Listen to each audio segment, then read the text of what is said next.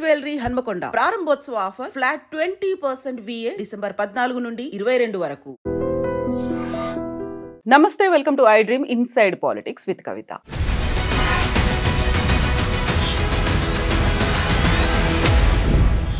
తెలంగాణ తల్లి విగ్రహంలో బతుకమ్మ ఎందుకు లేదు? బతుకమ్మ తెలంగాణ సంస్కృతి సంప్రదాయాలకు ప్రతీక. అలాంటి ఉద్యమ తెలంగాణ తల్లి విగ్రహాన్ని మేము ప్రతిష్ఠించుకోబోతున్నామంటూ బీఆర్ఎస్ ఎమ్మెల్సీ కవిత ధరూర్లో 22 అడుగుల ఎత్తైన తెలంగాణ తల్లి విగ్రహానికి శంకుస్థాపన చేశారు.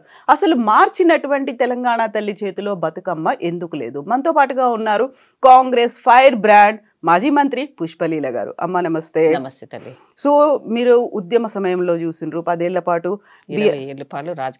రాజకీయాలను చూసిండ్రు. ఆ తర్వాత తెలంగాణ తల్లి విగ్రహం చేతిలో బతుకమ్మ అనగానే తెలంగాణకు సంబంధించినటువంటి ఒక ప్రత్యేకత కనిపిస్తుంది, మనకే ప్రత్యేకమైనటువంటి పండుగ కనిపిస్తుంది, మన అస్తిత్వం కనిపిస్తుంది అనుకున్నప్పుడు ఇప్పుడు ఎందుకు తీసేసిండ్రు? ఇప్పుడు ఒకటమ్మా, కవిత ఏదో పెద్ద గొప్ప వ్యవహారం చేసిందని నేను అనుకోవట్లేదు. వాళ్ళ ఉనికి కోసం ఇప్పుడు వాళ్ళ ఇంట్లో పోటీ అయింది. ఇది మనం జనరల్గా అయితే హిందీలో ఉంటుంది, అందరికీ బాతే. ఈ అందరికీ బాతే అనే దానికి ఎట్లా ఉందంటే వాళ్ళ ఇంట్లోనే పోటీ వచ్చింది.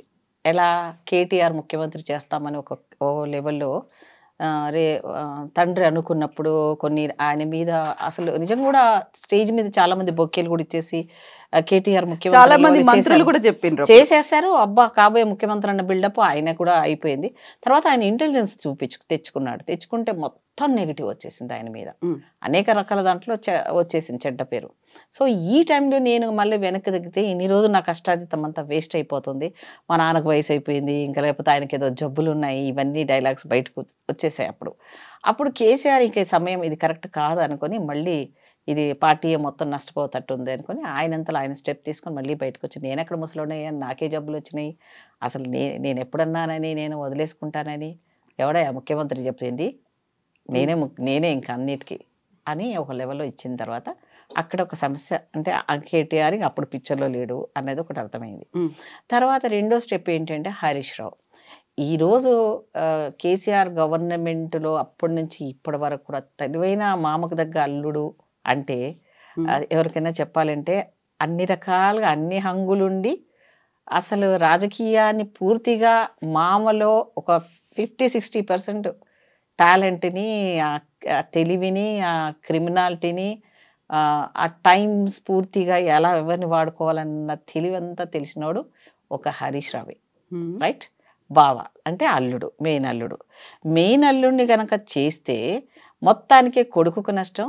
రేపొద్దున ఆయనకు కూతురు అంటే ఇష్టం. ఎవరికైనా తండ్రికి జెండర్లో చూస్తే కూతురులే ఇష్టం ఉంటారు.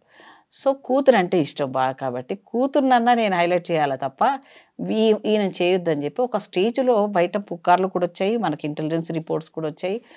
కేసీఆర్ ఉన్న ఎమ్మెల్యేలు అంతా కూడా హరీష్ రావుతో ఉన్నారు, ఆయన ఫండింగ్ కూడా బాగా పూలప్ చేసుకున్నాడు. ఒకవేళ పార్టీ అనుకుంటే ఎక్కడైనా బీజేపీతో కలుస్తాడా లేదా కాంగ్రెస్తో కలుస్తాడా, హరీష్ రావు వెంబడ ఇంతమంది ఎమ్మెల్యేలు ఉన్నారనేది మనకు ఫీడ్బ్యాక్ వచ్చింది.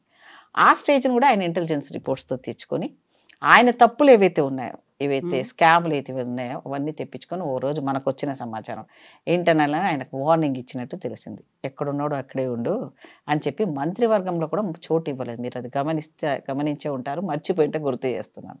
ఆయన అసలు కొన్నాళ్ళ వరకు అలా పెట్టేశాడు ఆయన. ఎందుకంటే అమ్మో వీడు మరి నాకే ఎసరైతేట్టున్నాడు, రేపొద్దు నా పిల్లలకు వారసులకు దక్కకుండా చేస్తాడేమో అనే ఉద్దేశంతో చాలా అవమానపడ్డాడు హరీష్ రావు. ఆ తర్వాత మెల్లమెల్లగా ఎప్పుడైతే కేటీఆర్ని తగ్గించాడో మళ్ళీ క్యాబినెట్లో తీసుకోవడం జరిగింది. అక్కడ తర్వాత కూతురు విషయంలో కూడా ఆమెకి ఏదన్నా చెయ్యాలి, ఏదో ప్రోగ్రాం పెట్టుకొని వెళ్ళాలి అంటే రాజకీయాలకు ఒక పక్కన అతీతంగా ఉండాలి, ప్లస్ ఈమె తెలివిగా ప్రజల్లోకి చేర్చాలి. అప్పుడు వేరే ఒక ఆర్గనైజేషన్ లాగా ఉండాలనేది ఈ జాగృతి అనే సంస్థను ఒక మతలబ్ అంటారు కదా, ఆ మతలబ్ తోటి తెలివిగా పెట్టించుకున్న ఒక సంస్థ. ఆమె దుకాణం నడుపుకోవడానికి, ఆమె ఈ ఉద్యమంలో నేను ఉన్నాను అని చెప్పుకోవడానికి. ఎందుకంటే ఉద్యమంలో పనిచేసి 60 సంవత్సరాలు ఉండే ఎంతోమంది అమరవీరులు, ఆఖరి శ్రీకాంతాచారి లాంటి బిడ్డలు చనిపోయిన వాళ్ళు కానీ, ఐలమ్మ లాంటి వాళ్ళు కానీ ఎంతోమంది త్యాగాలని ప్రాణాన్ని ఇచ్చేసిన అమరవీరులని వాళ్ళందరికి కూడా వెళ్ళడానికి ఉండకుండా అదన్నీ మర్చిపోయేటట్టు చేసి ఒక దళితుని ముఖ్యమంత్రాన్ని చేయకపోగా తర్వాత ఉన్నవన్నీ కూడా కాంగ్రెస్ పార్టీ తెలంగాణ ఇచ్చినాక మోసం చేసి దళితుని ముఖ్యమంత్రి చేయకుండా తన సీటు మీద తను ఉండడమే కాకుండా తన కూతురు కూడా ఇంకొక ప్రమోషన్ ఇవ్వాలనే ఉద్దేశంతో ఆ జాగృతి సంస్థను పెట్టించి దాంట్లో కోట్లాది రూపాయల మా స్కిల్ డెవలప్మెంట్ కింద నిజంగా దాని మీద కూడా ఎంక్వైరీ వేస్తే ఆ స్కిల్ డెవలప్మెంట్ సెంట్రల్ ఫండ్స్ అన్నీ కూడా కవిత గారికి చెందాయి. విత్ ప్రూఫ్స్తో సహా దొరుకుతాయి మీకు. ఆ సంస్థ ద్వారా కొన్ని వేలాది కోట్లాది రూపాయలు తీసుకొని జాగృతి అనే సంస్థ పెట్టి బతుకమ్మ ఈమె నేర్పించడం ఏందమ్మా మనకి? ఈమె పుట్టక ముందే ఎన్నో 500 సంవత్సరాల చరిత్ర మనది, 400 సంవత్సరాల హైదరాబాద్ చరిత్ర తీసుకున్నా, అంతకన్నా ముందునున్న మన చరిత్ర ఈమెది మనకు నేర్పేది. నాకు నవ్వొస్తుంది ఈ అబ్బాయి జాగృతి బతుకమ్మ గురించి ఈమె పాటలు నేర్చుకొని ఏదో అప్పటికప్పుడు ఈమెనే నేర్చుకున్నట్టు, బతుకమ్మని ఈమెనే తీసుకొచ్చినట్టు. అసలు ఏంటి అర్థం పర్థం లేదు. అసలు నాకైతే నవ్వొస్తుంది. ఇంకోటి ఏంటంటే ఆ బతుకమ్మ గురించి ఇప్పుడు ఏమైంది, వాళ్ళు నానబెట్టిన విగ్రహంలో ఉన్న కాంట్రవర్సీని దాన్ని ఈమె మైలేజ్ చేసుకోవడం కోసమని, ఈమె ఉనికి కోసమని రేపొద్దున మళ్ళీ జైల్లో మళ్ళీ ఆ కేసు మొత్తం కొట్టేయలేదు. ఇంకా మొన్న ఆ లిక్కర్ కేసు ఇంకా వెళ్ళలేదు. అది ఇంకా అలానే ఉంది. ఆమె మొత్తం విడుదలైపోయి నిర్దోషిగా ప్రూవ్డ్ అయి రాలేదు. స్టిల్ ఆ కేసు పెండింగ్లో ఉంది.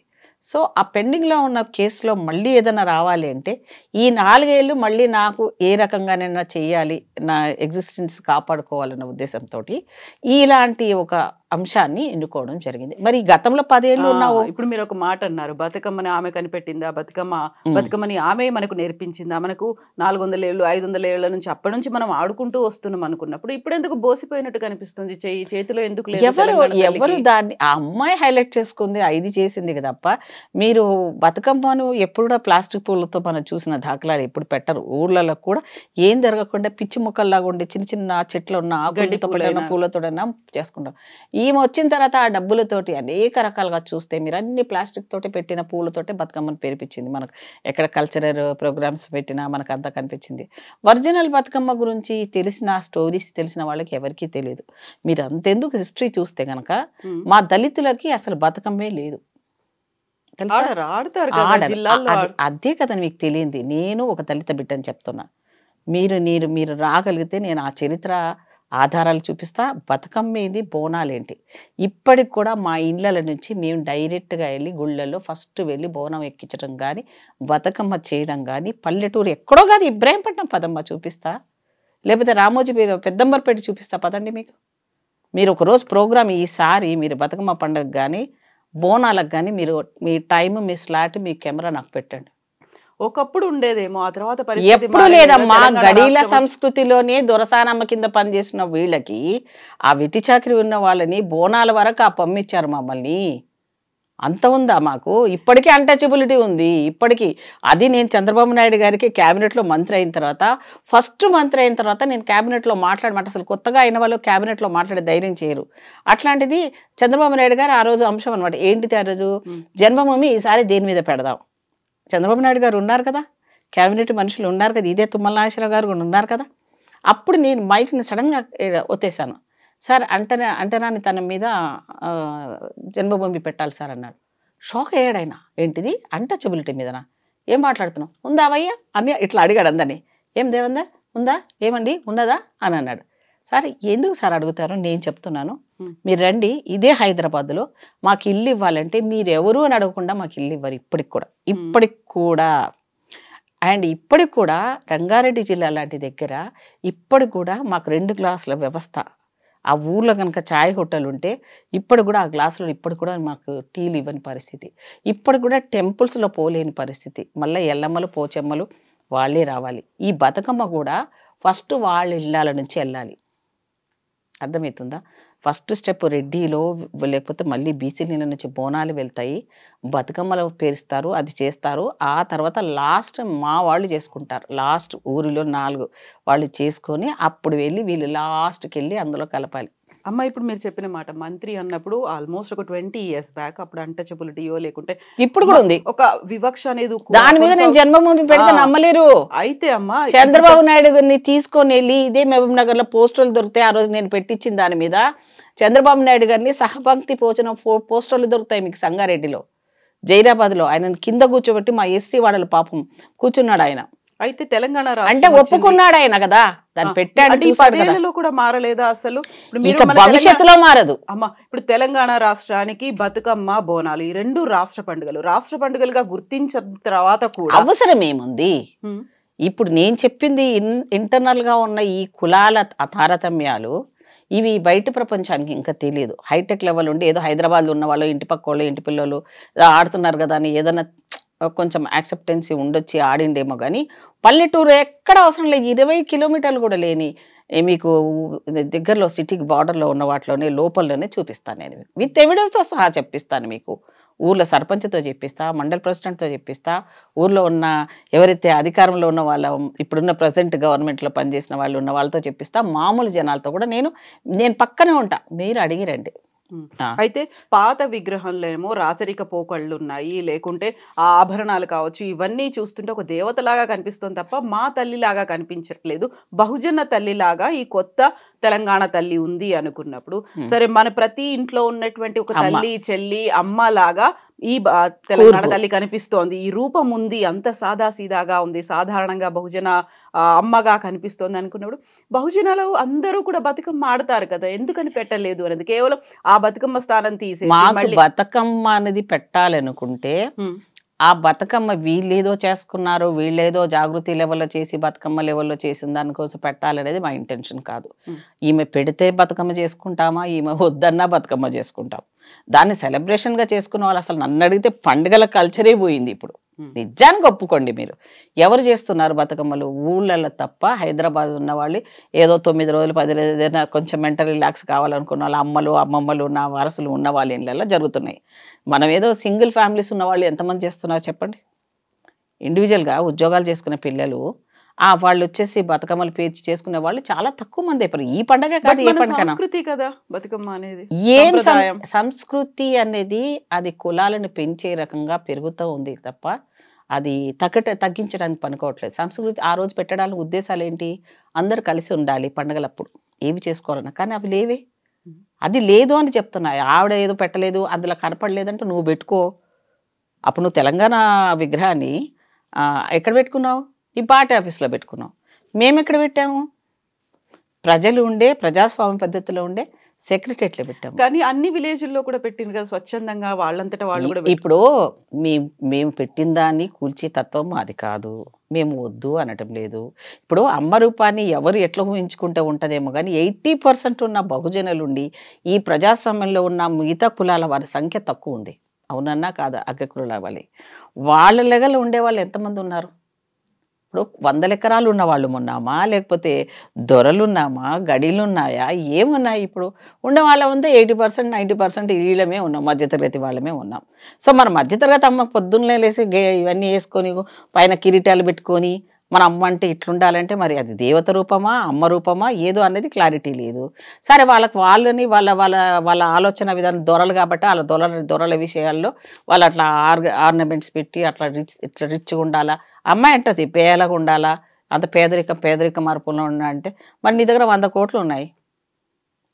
నీకు 100 కోట్లు ఉన్నాయి కాబట్టి నువ్వు ఇప్పుడు మళ్ళీ నీకు తిరగడానికి, నీకు ఖర్చులు పెట్టుకోవడానికి, నీకు ఉద్యమంలో మళ్ళీ చేసుకోవడానికి నీకు అన్ని రకాల మీ డాడీ ముఖ్యమంత్రి చేస్తున్నావు. ఇంకా ఎంతమంది ఎవరున్నారు ఆ స్థాయిలో చేసుకుని వెళ్ళడానికి? మళ్ళీ అలాంటి ఆడబిడ్డలు ఎక్కడున్నారు? ఒక మధ్య తరగతి, ఒక బీద కుటుంబం ఎవరైనా సరే మా అమ్మని ఒక గొప్పగా ఘనంగా ఊహించుకుంటాము. అట్లా కిరీటాలు పెడితే అమ్మ కాదమ్మా. అమ్మ అనేవాళ్ళు ఎవరైనా చూడంగానే ఇప్పుడు మీరు నన్ను ఎందుకు అమ్మ అని పిలుస్తున్నారు చెప్పండి మీరు? అదే ఒక పెద్ద ఆమె ఇట్లా పెద్ద డైమండ్ నెక్లెస్లు వేసుకొని నువ్వు వచ్చేసి పిలిస్తే మేడం అని పిలుస్తావు. తేడా లేదు. నీకు కనపడే విషయంలో కానీ, కట్టుబొట్టులో కానీ, మాటలో కానీ ఆ అమ్మతనాన్ని కనిపిస్తేనే అమ్మలాగా అనిపించాలి. కానీ అమ్మ అంటే ఆమె ముట్టుకుంటే ఏమవుతుందో, ఆమె చీర చూడరా ఎంత కాస్ట్లీ ఉంది, ఆమె డ్రెస్సింగ్ చూడరా, ఆమె విగ్రహాలు చూడరా. ఇప్పుడు మనం గుళ్ళోకి వెళ్తే డైరెక్ట్ విగ్రహాన్ని ముట్టుకొని ఇస్తారా? పూజారులు అడ్డుకోరా? కిరీటం పెట్టుకున్న అమ్మ గుళ్ళోకి వెళ్తావా? ఇప్పుడు ఆమె అమ్మనా, తెలంగాణ అమ్మనా, తెలంగాణ దేవతనా? దేవత అయితే మీ ఇంట్లో పెట్టుకుంటారు, మీకు నచ్చిన కాడ పెట్టుకుంటారు. మేము అమ్మ అయితే అందరిలాగా అమ్మ అన్ని రూపాలు, అమ్మనే అన్ని మనకి దేవుడిచ్చిండు అమ్మ మనని అని మేము నమ్ముతాం కాబట్టి. అయితే ఇక్కడ 80% మందికి ఆ బహుజన రూపంలో కనిపిస్తోంది, అమ్మలా అనిపిస్తుంది, దేవత కాదు అనుకున్నప్పుడు తెలంగాణ తల్లి అందరిది కాకుండా ఇప్పుడు మీరు ప్రతిష్ఠించింది కేవలం కాంగ్రెస్ తల్లి అనే మాట. నేను ఆన్సర్ చెప్పలేను. ఇప్పుడు వ్యతిరేకత ఎవరికి వచ్చింది? ఒక టీఆర్ఎస్ వాళ్ళకి వచ్చింది. మిగతా వాళ్ళు ఎవరైనా కామెంట్ చేశారా? అందరూ యాక్సెప్ట్ చేశారా? అందరూ చేశారు. నాకు తెలిసి బీజేపీ వాళ్ళు కూడా దాని మీద కామెంట్ చేయలేదు, కమ్యూనిస్ట్ వాళ్ళు కూడా చేయలేదు, ఎవ్వరూ చేయలేదు. వీళ్ళకి ఎందుకు బాధ? మీకేం ప్రోగ్రాం లేదు, నీ ఐడెంటిటీకి నీకు బయట తిరిగే పరిస్థితి లేదు, ఆ పేరును కొద్దిగా ప్రజల్లోకి వెళ్ళి మాపుకోవాలంటే, రూపుమార్పుకోవాలంటే ఈ ప్రోగ్రాం ఏదో ఒకటి తల్ల మీద పెట్టుకొని తిరగాలి కాబట్టి తిరుగుతున్నావు. నువ్వు తిరుగు, డబ్బులున్నాయి, ఖర్చు పెట్టుకో, జనాలు వేసుకో, తిరుగు. ఇప్పుడు నువ్వు చేస్తూనే బతుకమ్మ లేకపోతే లేదా? అసలు మా జీవితాల్లోనే బతుకమ్మ అంటే మాకే బతుకు లేదు ఇప్పటి వరకు. నువ్వు మీ అయ్యి ఉన్నప్పుడు ఒక ఉద్యోగాల నోటిఫికేషన్ వేసాడా? ఏ బిడ్డకు అన్యాయం జరిగితే, రేపులు జరిగితే దాని మీద ఎంక్వైరీలు వేశారా? అప్పుడు ఒక ఉమెన్ ఏంటిది అది ఉమెన్ కమిషన్ లేదు, మహిళా కమిషన్ లేదు వీళ్ళ పరిపాలన లోపల. ఈమె అప్పుడు ఎక్కడుంది? ఈమె కళ్ళు ఇది కనపడలేదా? అప్పుడు ఆడబిడ్డలు కనపడలేదా? ఆడబిడ్డ సమస్యలు కనపడలేదా? ఇప్పుడు వెళ్ళి ఓ అని ఇక్కడ పోయేసి వచ్చింది ఇట్లా అంటే అప్పుడు కనపడని అంశాలని ఇప్పుడు కనపడుతున్నాయా? మీ నాన్న ఎంతమంది క్యాబినెట్లో మంత్రి పదవులు ఇచ్చాడు? ఏ స్త్రీకా నీకు పెద్ద లెవెల్లో వాల్యూ ఇచ్చాడు మీ టీఆర్ఎస్ పార్టీలో? ఇచ్చినా ఎవరికి ఎంతమందికి వాయిస్ ఉంది?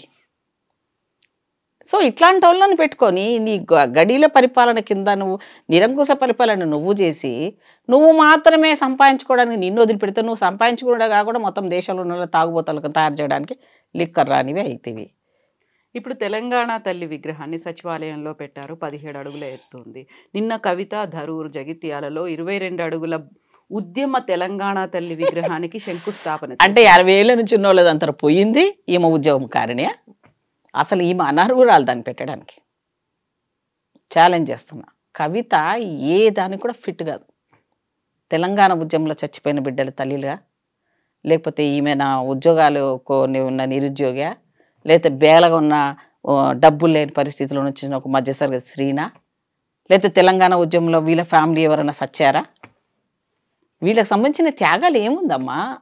రెడీ చేసిన ప్లాట్ఫామ్కి వచ్చావు, ఎంపీ అయ్యావు, ఏదో ఒకటి ప్రోగ్రాం పెట్టుకోకుండా రాకుండా ఉండదు కాబట్టి ఆ ప్రోగ్రాం చేసావు. సో ఒక జనాల మొబిలైజేషన్ ఏ రకంగా చేసావో ప్రతి దగ్గర మనకి ఇన్ఫర్మేషన్ ఉంది. సో ఇప్పుడు విగ్రహం 2 ఏళ్ళు పెట్టాలంటే పెద్ద గీత పెట్టినంత మాత్రం చిన్న గీతను పెద్ద చేయాలంటే పెద్ద గీత పెట్టాలి, అవునా? ఆ పెద్ద గీత అది మంచిదా చెడదా అని జనాలంతా తెలియలేను కాదుగా. ఇప్పుడు నువ్వు చేసే ప్రతి పని వెనకాల నీ బ్యాక్గ్రౌండ్ చూస్తారు కదా. నువ్వు గతం మర్చిపోయి చెప్తే ఆ గతాన్ని నువ్వు రూపుమాపుకోవడానికి ఇలాంటి కార్యక్రమాలు పెట్టి కాంట్రవర్సీ చేద్దాం అనుకుంటే నీకు వచ్చేది ఏంటి అందులో? గతంలో బీఆర్ఎస్ అంటే టీఆర్ఎస్ పెట్టినటువంటి తెలంగాణ తల్లి కవిత రూపంలో కనిపించిందని కాంగ్రెస్ పార్టీ వాళ్ళే ఎవరో ఒకరిద్దరు అన్నారేమో కానీ కొంతమంది చేసిన విమర్శలు, ఇప్పుడు కూడా మరి కొంతమంది చేస్తున్న విమర్శలు, ఇప్పుడు పెట్టినటువంటి తెలంగాణ తల్లి సీఎం రేవంత్ రెడ్డి భార్య రూపంలో ఉంది, లేకుంటే కూతురు రూపంలో ఉంది అనేది. నీ కళ్ళి దృష్టి లోపం ఉంటే దాన్ని నేనేం చేయలేను, కళ్ళు సరి చేయించుకోవాలి, కళ్ళద్దాలు పెట్టించుకుంటాము, ఏదో ట్రీట్మెంట్ తీసుకుంటాము. ఇప్పుడు ఆ టీఆర్ఎస్ వాళ్ళకి పని లేదు కదా. మేము పదవిలోకి ఎక్కి ముఖ్యమంత్రి అయిన 4 రోజుల నుంచి అరవడం మొదలుపెట్టారు, ఎట్లా చేస్తారు, ఎప్పుడు ఇస్తారని. సో వాళ్ళని చూసి జనాలకే అసహ్యం అయింది. ఏంటన్నా మనం అడగడంలో అర్థం ఉందా, ఇంకొన్నాళ్ళన్న టైం ఇద్దామని చాలామంది అపోజిషన్లో ఉన్న వీళ్ళకుంటే అపోజిషన్లో ఉన్న బీజేపీ వాళ్ళు కానీ ఎంఐఎం వాళ్ళు కానీ ఎవరైనా ఇట్నా జల్దీ నై పూచినాక కొంత టైం ఇవ్వాలి. ఇదే మాట వాళ్ళని అడిగితే అప్పుడు ఏమన్నాడు, మొన్ననే పుట్టినరు, కుళ్ళ కట్టుకుంటున్నాము, ఇప్పుడిప్పుడే మేము ఒళ్ళోకి వచ్చాము, 1 year కూడా కాకపోయా అటేటనయా అన్నాడా లేదా? ప్రెస్ను నోరు ముయించాడా లేదా? ఏ బిడ్డకి ఏ ఉద్యోగం ఇచ్చాడు? ఏ రైతు బంధు పడ్డది? ఏ దళిత బంధు పడ్డది? ఎవరికి దొంగలను మేపడం కదా నువ్వు చేసింది? 8,000 ఎకరాలు ఉన్నవాడికి ఎందుకు ఇచ్చావు? ఇప్పుడు తెలంగాణ తల్లి చేతిలో బతుకమ్మ అనేది లేకపోవడం, మీరు చెప్పినటువంటి 80% మంది ప్రజలు ఒక రకంగా ఒక వెలితి ఉంది అన్న ఏం ఫీల్ అవ్వట్లేదా బతుకమ్మ లేకపోవడం అనేది? ఎక్కడ పోయిందమ్మా? ఆమె తెచ్చిందా? నేను అదే అడుగుతున్నాను, మీరు భలే క్వశ్చన్ వేస్తున్నారు. ఆమె తీసుకొచ్చిందా? ఆమె తీసుకొచ్చి పెడితేనే వస్తుందా బతుకమ్మ? అయినప్పటికీ ఆమె తీసుకురాలేదు, ఎప్పటి నుంచో. అమ్మా అది బతుకమ్మ ఎక్కడ పోదు. బతుకమ్మ పండుగ వస్తే అందరూ చేసుకుంటారు. కవితమ్మ జైలు ఉన్నప్పుడు చేసుకుంటారు, కవితమ్మ లేకపోయినా చేస్తారు, కవితమ్మ అసలు రాకపోయినా చేస్తారు. మరి అట్లా అది కల్చర్. సమున్నత స్థానం అనుకున్న సమున్నత స్థానం బొమ్మ పెట్టిన తర్వాత ఇంట్లో అమ్మకు ఫోటో పెట్టి పట్టడన్నం కూడా పెట్టని కొడుకులు ఎట్లాగో వీళ్ళు అప్పుడు బతుకున్నప్పుడు ఏ రకంగా అయితే చూశారు తెలంగాణ బిడ్డలను కానీ, అలాంటి వాళ్ళు అనర్హులు. ఇప్పుడు మళ్ళీ ఆ బొమ్మలు అది పెట్టలేదు, ఇది తిండే పెట్టలేరు మీరు ఎవరికి. రైట్. ఒక అమ్మగా మేం చేస్తామంటున్నాం కాబట్టి అమ్మ రూపం ఇచ్చుకున్నాం. మీరేమో దొరసానులు నిరంకుశలు మీరు అట్లాంటి ఉన్న వాళ్ళకి ఇప్పుడున్న వాళ్ళకి తేడా లేదమ్మా. సో ఈ మగ ఏదో తీసుకొచ్చి అడుగులు పెట్టిందంటే పెట్టుకో, నీకు డబ్బులు ఎక్కువ ఉన్నాయి కదా, లిక్కర్వి డబ్బులు ఉన్నాయి, పెట్టుకోరా తల్లి, ఏం పోయింది? మీ సంతూర్ దగ్గర ఉన్నాయి, మీ బావగారి దగ్గర ఉన్నాయి, మీ అన్న దగ్గర ఉన్నాయి, పెట్టుకోండి, కట్టండి, ఎవరు వద్దంటున్నారు, కట్టుకో. మేము దానికి వచ్చి ఏమైనా అభ్యంతరాలు చెప్తున్నామా? ఆయన పెళ్ళ ముఖం ఉందా, మీ అమ్మ ముఖం ఉందా, నీ ముఖం ఉందా, మాకెందుకు తల్లి అవన్నీ? మాకు పొద్దున్న లేస్తే మాకు ఉద్యోగాలు ఎట్లా, పిల్లల భవిష్యత్తు ఎట్లా, ఈ తెలంగాణ బిడ్డలు తెలంగాణ వచ్చిన తర్వాత ఏం కోల్పోయినరు, అసలు వీళ్ళంతా సంపాదన అంతా కూలగొట్టేసి మొత్తం కొల్లగొట్టేసి జీరో చేస్తే అప్పులమయమైపోయిన మనకి ఈరోజు గవర్నమెంట్ ఎక్కిన తర్వాత కూడా బట్టి గారు చూడు పాపం, నేను చెప్తా ఉన్నాడు, రోజు ఎన్ని అప్పులు కట్టడానికే పోతుంది మన బడ్జెట్ అంతా. సో ఈ తీసుకొచ్చిన వాళ్ళు వీళ్ళు దొంగలు తిని దొంగ నరిచినట్టుంది వీళ్ళకి. అసలు జనాలు ఇంకా బుద్ధి చెప్పినా కూడా ఇంకా బుద్ధి రావట్లేదు వీళ్ళకి. కొంతన్నా ఉండాలి కదా, ఎక్కడో కదా మనకు ఉంటుంది కదా, తప్పు చేస్తున్నప్పుడు ఇన్నర్లో ఆ ఫీలింగే లేదు వీళ్ళకి. ఎంతసేపు అధికార దాహం అమ్మాయికి. నేను జైల్లోకి మొన్నవారు అడుగుతారు, జైల్లోకి వెళ్ళిన వాళ్ళంతా ముఖ్యమంత్రి అవుతారంట. మరి స్వాతంత్రం కోసం పోయిన వాళ్ళు, చచ్చిపోయిన వాళ్ళు, మరి శ్రీకాంత్ చారిల వల్ల అంటే వాళ్ళు అంతకుముందు ఉన్న వాళ్ళు ఎంతో మంది జైలుకి పోయినారు ఈ 60 సంవత్సరాలు. మరి అందరు ఎందుకు ముఖ్యమంత్రులు కాలేదు? అన్ని పార్టీల లీడర్లు కూడా జైల్లో ఉన్నారు, చాలా మంది పోయి కూడా వచ్చారు. మరి వాళ్ళు అందరికి ఎందుకు కాలేదు? ఈమెనే అవుతుందా ఏంటి అది మాట? సో ఇప్పుడు చేస్తున్నటువంటి ఉద్యమ తెలంగాణ తల్లి ఈ ఉద్యమం మాకైతే దాని గురించి టైం వేస్ట్ అమ్మా. ఆమె గురించి మాట్లాడడం వేస్ట్, టైం వేస్ట్, ఆ సబ్జెక్టు వేస్ట్. తెలంగాణలో బతుకమ్మ చెయ్యని ఆడబిడ్డ ఉండదు, అందరు చేసుకుంటారు. ఈమె చెప్తే చేసుకుంటారా, ఈమె విగ్రహం పెడితే పోయి అది గుడిలాగా వెళ్ళి దేవతలకు పోయి ఆడనే పూజలు చేస్తారా అనేది లేదు. ఊరికొక టెంపుల్ ఉంది, ఊరికొక నచ్చిన విధానం ఉంది, ఊరికొక పద్ధతులు ఉన్నాయి బతుకమ్మలు. ఎవరి లెవెల్లో వాళ్ళని పూజించుకొని ఆనందించే ఆడబిడ్డలు ప్రతి తెలంగాణ ఆడబిడ్డలు ఉన్నారు. ఈమె చెప్తేనే, ఈమె నేర్పిస్తేనే వచ్చింది కాదు, దాన్ని మార్చుకోమని చెప్పండి, లేకపోతే చాలా ఇంకా తీవ్రమైన పరిణామాలు ఉంటాయి రాను ఇలా మాట్లాడితే. ఎక్కడో ఆగాలి. నువ్వు దేనికోసం ఫైట్ చేస్తున్నావు? ఒక నిరుద్యోగ సమస్య గురించి చేస్తున్నావా, లేదా ఆడబిడ్డ ఇంతకుముందు ఎట్టాకు పట్టించుకోలేదు పిల్లలు, అప్పుడు ఎందుకు పిల్లలు ఆడబిడ్డల గురించి నువ్వు పట్టించుకోలేదమ్మా చెప్పు. ఇప్పుడు నువ్వు పట్టించుకొని అదన్నా చేస్తే కొంత సానుభూతి అన్న వస్తుంది కదా. ఏవి లేకుండా ఈ బొమ్మలు పెట్టి దీని మీద నేనేదో చేశాను, ఉద్యమకారుడు మా అయ్యే చేశాడు, మేము తెచ్చిన అంటే ఇక ముందు 60 ఏళ్ళు చేసిన వాళ్ళు అంత పాయే, నీ అయ్యే మొత్తం అందరినీ మోసం చేసి గద్దెక్కినట్టు నువ్వు కూడా మళ్ళీ గద్దెక్కాలని చూసినావు. ఒక కార్యక్రమం ఇది. సో దీన్ని ఎవరు లెక్క పెట్టుకుంటారమ్మా? మాకు అంత టైం కూడా లేదు. పొద్దున్న లేస్తే ఆ బడ్జెట్లో ఉన్న లొసుగులు ఎట్లా చూడాలి, క్యాబినెట్లో ఉన్న టెన్షన్స్ ఏంటి, ప్రజల యొక్క సమస్యలు ఎట్లా సాల్వ్ చేయాలని ఈ ప్రభుత్వం పనిచేస్తుంది, కార్యకర్తలు పనిచేస్తున్నాము, అందరం ఇదే ఆలోచనలు ఉన్నాం. అంతేగాని అధికారం వచ్చింది కదండి వాళ్ళు వచ్చిపోయి అసలు ఎప్పుడు సెక్రటరీ ముఖం చూడని వాళ్ళు, మంత్రులుగా ఉండి ఎవరికి అపాయింట్మెంట్ ఇవ్వని వాళ్ళు. ఈమె ఎవరు కలిసిందమ్మా? ఎవరికి అపాయింట్మెంట్లు ఇచ్చారు వీళ్ళు? ఎవరిని కలిసారు వీళ్ళు? సో వీళ్ళు ఇప్పుడు జనాలలో ఉన్నారా? ఏమన్నా ఉంటే ఇక జనాలు మనం చెప్పలేము. ఎవరి మైండ్ సెట్కి ఇప్పుడు నాకు నచ్చింది నీకు నచ్చకపోవచ్చు, నీకు నచ్చింది నాకు నచ్చచ్చు. సో ఎవరెవరి పార్టీ విధానాలు ఎవరెవరికి నచ్చింది వాళ్ళకి పోనివ్వండి, మనం వద్దనట్లేదు, ఇది ప్రజాస్వామ్యం. సో దాని రిజల్ట్ ఎలా ఉంటుంది, ఏమవుతుంది అనేది వెయిట్ అండ్ సీ. ఎందుకు మనం దాని గురించి ఆమెకు అంత ఇంపార్టెన్స్ ఇచ్చి ఆమె బతుకమ్మ సబ్జెక్ట్ అది పెట్టలేదు కాబట్టి నేను పెట్టుకో, పెట్టుకో, ఆడనే ఉండు, బతుకమ్మ కాళ్ళగానే పడి ఉండు, రోజు అక్కడనే మొక్కుకొని పాపాలకన్నీ నిమిషకృషి వస్తుందేమో. అంతే కదా. బతుకమ్మ అంటే అందరి బతుకమ్మని చెప్పింది, నువ్వు ఎవరిని అందరినీ చంపారు కదా మీరు, మీ ఫ్యామిలీ. సో ఎక్కడో ఒక దగ్గర ఇప్పుడు ఎట్లా అంటే ఇది బురద, ఈ బురదలో వీళ్ళ పెంటలో మనం రాలేసుకుని ముఖం మీద చెల్లించుకోవాలి. ఎందుకని అన్నీ తెలిసిన వాళ్ళని కూడా కొంత ఊరుకుంటున్నాం. ఇప్పుడు మన ఆ సబ్జెక్ట్లో ఆమె గురించి మాట్లాడి ఆమెకి ఇంపార్టెన్స్ ఇవ్వడం నాకైతే ఇష్టం లేదు. ఎస్ అమ్మా, okay, thank you so much అమ్మా, థ్యాంక్ యూ. రైట్ అమ్మా.